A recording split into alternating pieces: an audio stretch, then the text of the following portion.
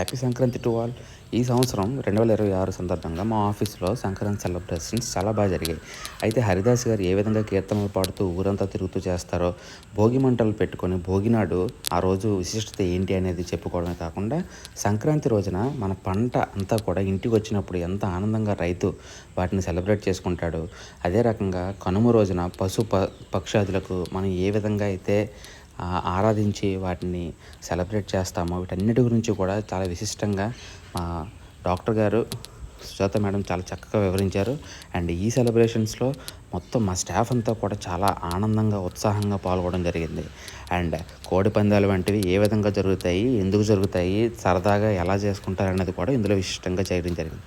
And ముగ్గులు, భోగి మంట వేసేటప్పుడు దాని మీద గొబ్బెమ్మలు ఏ విధంగా చేస్తారు, అండ్ మా టీం అంతా కూడా ఎలా చేసామో ఏంటి అనే దానికి ఇక్కడ చాలా బాగా ఎంజాయ్ చేస్తూ చేయగలిగాము. అండ్ కూతురు, అల్లుడు ఇంటికి వచ్చినప్పుడు వాళ్ళని ఇంట్లోనికి ఆహ్వానించి ఏ విధంగా అయితే మన సాంప్రదాయాన్ని నెక్స్ట్ తరానికి అందజేస్తున్నామో, వీటి యొక్క విశిష్టత ఏంటి అనేది ప్రతి ఒక్కదాన్ని కూడా ఈ సెలబ్రేషన్స్లో సంక్రాంతి ఎంత బాగా జరుగుతుంది